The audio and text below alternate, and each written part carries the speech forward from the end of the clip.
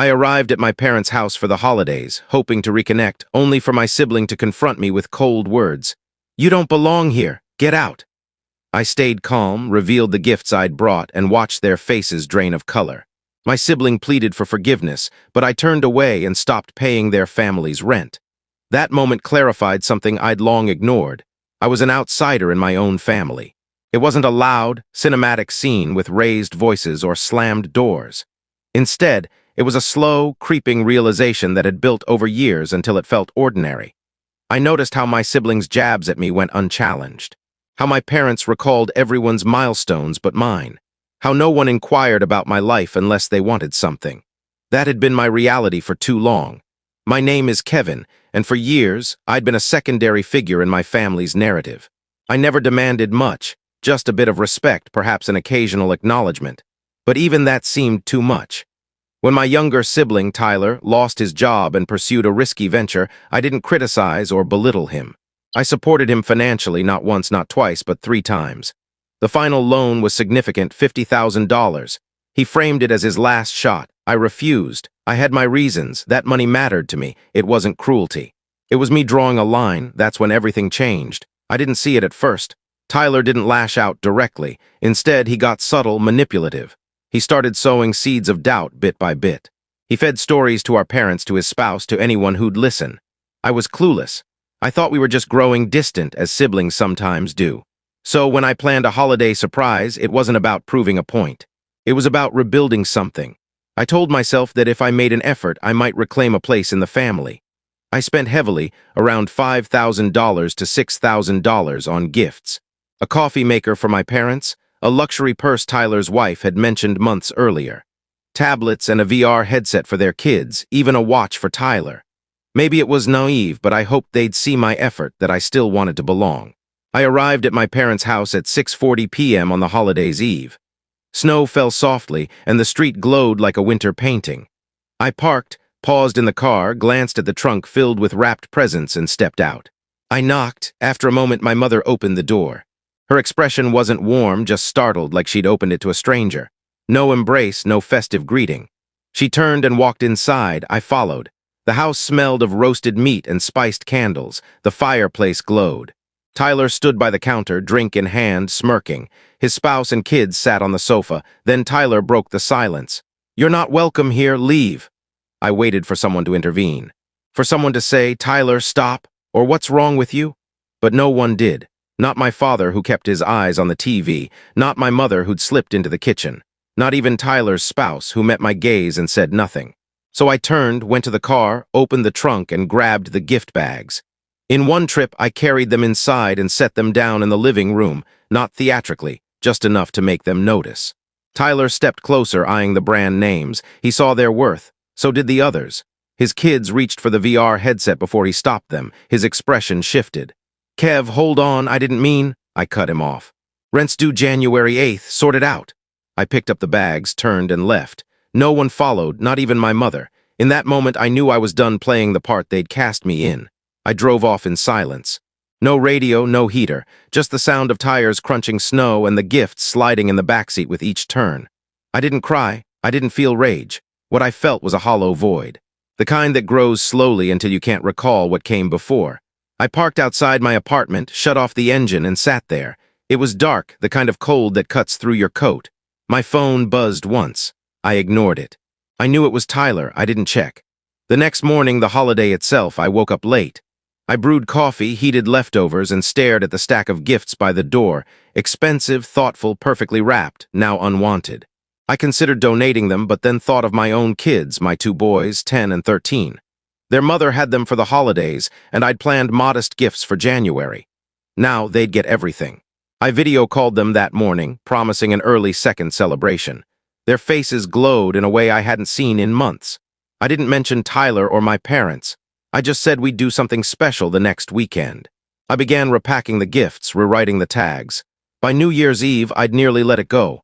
My parents hadn't reached out, which didn't surprise me. Tyler sent 2 texts, a half-hearted apology, then a longer one claiming I'd misread everything, blaming holiday stress. I didn't respond. Then on January 2nd, my father called. That caught me off guard. He rarely called. When I answered, he cut to the chase. "You're not covering Tyler's rent this month?" I almost laughed. I said no, said I was exhausted, said Tyler was on his own. He paused, then said, "You know he's got kids, right? It's not just him." That line burned me, not because it was false, but because it took their vulnerability for someone to finally reach out. Not for me, not for how I'd been treated, just for the rent. Then it clicked. They weren't calling to fix things. They were calling because their favorite was facing consequences, and they didn't like it. I hung up without shouting, just said I had nothing left to say, and ended the call. The next day, Tyler showed up. It was January 3rd, cold, quiet, dark. Most people had returned to their routines. I was on the couch, finally at ease, when I heard 3 short knocks. Not urgent, not angry, just steady. I didn't check the peephole, I knew. I opened the door and there was Tyler, no gloves, snow on his jacket, looking defeated. He didn't speak. Neither did I stepped aside, signaling he could come in if he chose. He hesitated, then walked past. It was his first time in my apartment since I'd moved in 2 years ago. He'd never visited, never asked. He glanced around as if seeing me for the first time. The place was tidy, simple. A photo of my boys on a shelf, a calendar with 2 dates marked. January 8th was one. "I messed up," he said, the words strained. I stayed silent. I let the quiet stretch. People like Tyler rush to fill it when they can't escape. He said he'd been overwhelmed, that he'd assumed I'd never refuse, that my refusal felt like betrayal, so he'd turned resentful. He'd told our parents I was selfish, told his spouse I was the reason they struggled financially. He admitted he'd vented but hadn't realized how it spiraled. By the holidays, his lies had buried the truth. I sat in my chair, letting him stand there and talk. When he finished, he stood, eyes avoiding mine. "Did you ever set it right?" I asked. He shook his head. "I wanted to, but I didn't know how." I nodded. That fit. It wasn't just the lies, it was that he'd let them fester, let everyone see me as the villain to avoid owning his failures. I didn't yell or insult him. I just looked at him, my younger sibling who never learned that consequences apply to him too. He finally got to it. "We can't cover rent this month. If we don't get help, we'll lose the place." He said it like a fact, like it was my problem to solve. He didn't even ask outright, just assumed I'd step in. I let it hang. "I'm not paying," I said. He looked at me like I'd struck him. "Come on, Kev, it's not just me, it's the kids, Jenna. You know they don't deserve this." I stood, walked to the door, and nodded, not in anger, just to say we were done. "You should have thought of that before you made me the bad guy. You knew what you were doing. You bet I'd always save you." He started to speak, but I stopped him. "You're not helping, Kev." I nodded. "Now you know how it feels." He stood there a moment, then left. No slamming door, no shouting. Just quiet, like a man realizing the safety net was gone. After he left, I didn't feel triumphant. It wasn't satisfying, but it was necessary because sometimes people like Tyler only learn when they fall. January 8th came like a silent jolt. I woke up knowing it was rent day, the day Tyler always counted on like a holiday. But this time, nothing was coming. No deposit, no text from me checking in, just silence. By 9 a.m., the first text arrived. "Hey, did you send it? Nothing's in yet." I read it, locked my phone, and set it down. I made coffee, pretending I wasn't thinking about it, but I was every second. By 10 a.m., another text. "Kev, just checking." Then a missed call, then 2. By noon, my phone was flooded. I muted it. He was panicking, and I knew it wasn't just about money. It was about realizing I was serious. At 2:30 p.m., a message made me pause. "Had to ask Mom and Dad, not proud, thought you'd be better than this." I laughed, not proud. After months of making me the villain, now he was humbled. That stung. He didn't feel shame until it cost him. I thought that was it for the day. But at 4:47 p.m., another knock. I checked the peephole and sighed. My parents. I opened the door without a word and let them in. My dad entered first, coat on, scanning the room. My mom followed, arms crossed, gripping her purse like she was bracing for a storm. They didn't sit. My dad spoke first. "We talked to your sibling. He told us what's been going on, said you've been holding back help since the holidays, that you're still mad." I leaned against the wall, waiting. There was always more. "You're not the son we know," he said. "This coldness, this silence, treating family like a business deal." I let that settle. Coldness. Now they saw me as cold, not the years of being overlooked, dismissed, used, not the months of lies. Not the holiday when their son told me to leave their home and no one spoke up. I finally responded. "Did he tell you what he said when I showed up, or what he's been saying about me all year?" They exchanged a glance, and I saw it. A flicker of guilt they wouldn't admit. "No," my mom said. "He didn't get into specifics." "Of course not," I shook my head. "He's not the only one with kids, you know." Mine missed the holidays because I spent thousands trying to fix a family that never tried to fix things with me. My mom opened her mouth but said nothing. My dad stepped forward. Kev, we're not saying you owe him anything. But this isn't you holding grudges, punishing people. That hit hard, harder than I expected. You don't know who I am, you know who you need me to be. Quiet, helpful there when you call, gone when you don't. I told them I wasn't punishing Tyler. I was done pretending. That sometimes people need to face the results of their actions. And if losing his place was what it took for him to grow, maybe it was for the best.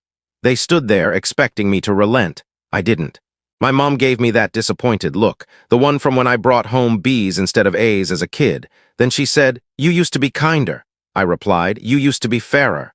They didn't respond. They left without a word. No hugs, no see you soon, just silence. I stood in the hallway hearing their footsteps fade. For once, I didn't feel like I had to fix it. 3 days passed. No calls, no texts. The quiet felt odd, but I didn't mind. I spent the weekend with my boys, giving them the repurposed gifts. Their joy as they opened them was a calm I hadn't felt in months. Then, around 9 p.m. on Sunday, the buzzer sounded. My building rarely had visitors. I pressed the intercom. "Yeah," the voice surprised me. "Hey, it's Jenna." I paused. I hadn't heard from her directly, ever. Tyler always handled everything. She was polite but distant. I buzzed her in. A minute later, she was at my door. No coat, just a hoodie, keys in hand, face red from the cold. I let her in, curious. "I didn't know," she said first. "Didn't know what?" "Any of it. What Tyler said about you, what he told people. I thought you cut him off after the loan thing. I thought you were being petty." She looked drained. Not crying, just exhausted. "He told me everything after you stopped helping. The lies, what he said to your parents, even what he told our kids." She paused. I didn't know how to face him. I leaned against the counter, arms crossed, unsure where this was going. Then she said it. "I'm leaving him." It took a moment to sink in. She kept going. "It's not just about you, it's everything. He's been careless, selfish, dismissive, and I enabled him too long because I didn't want to admit I'd chosen wrong." She met my eyes. "You didn't deserve what he did." Neither did I. I didn't respond immediately. It was unexpected. Not the silence or vague messages I'd expected, but this. She said she had a place with her sister and the kids would be with her. She wasn't asking for help. She just wanted to say it in person because someone had to. Before leaving, she added, "I hope this doesn't make things worse with your parents, but maybe that's not the worst outcome." She left. I stood there, door open, wondering if that had really happened. I wasn't sure what I felt, but I knew one thing, everything was shifting again. 2 days later, the knock came. This time, it was all three. My mom, my dad, Tyler. I opened the door, saw their faces, and knew why they were there. Tyler looked broken, red eyes, unshaven, coat thrown on sloppily. My mom seemed tense. My dad just looked tired. "We need to talk," my mom said. I let them in. Not because I wanted to, but because I wanted it done. They stood. I sat. My dad started with the usual, how the family was fracturing, how everyone had said things they regretted, how it was time to mend. Tyler stayed quiet, staring at the floor like a scolded child. Then my mom spoke.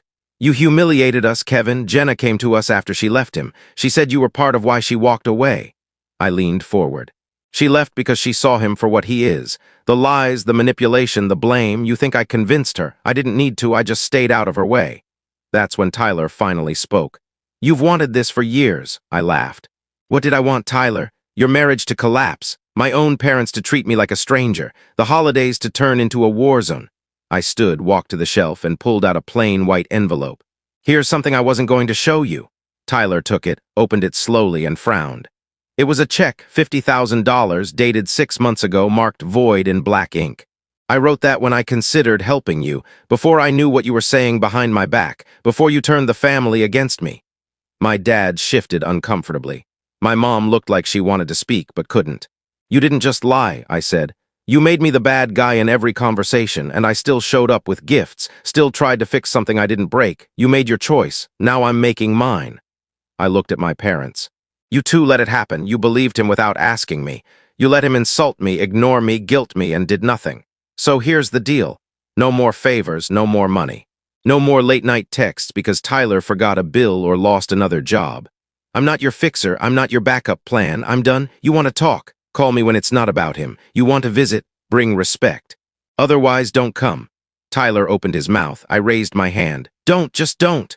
They stood in silence. I opened the door. They left without a word. I closed the door, locked it, and for the first time in years, I didn't owe anyone anything. Not guilt, not money, not forgiveness, just peace. And that was enough. A week passed. No calls, no knocks, not even a text from my mom, just silence. It should have felt better, and in a way it did. The peace was real. No burdens. No unpaid bills looming. No one pretending to care just to take. I even slept better. I started planning a trip with my boys, maybe for spring break, just us. Then, out of nowhere, I got a letter, not a text or email. A handwritten letter, no return address, postmarked from my hometown.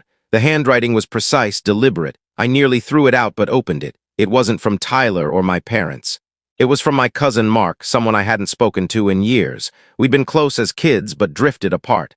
I hadn't seen him since a wedding 3 years ago. The letter began simply, he'd heard what happened.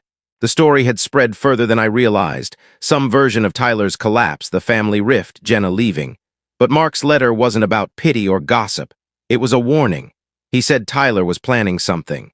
That he'd been telling people I'd deliberately ruined his life. That I'd pushed Jenna to leave. That I was hiding something major. That he was talking to someone about setting things right.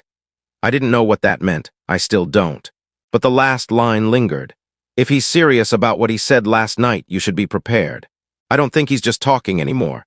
No signature, just be careful. I folded the letter and tucked it into my desk. I didn't tell anyone, not even my boys. I don't know if Tyler's bluffing or if he's really up to something. But I know this, something's coming.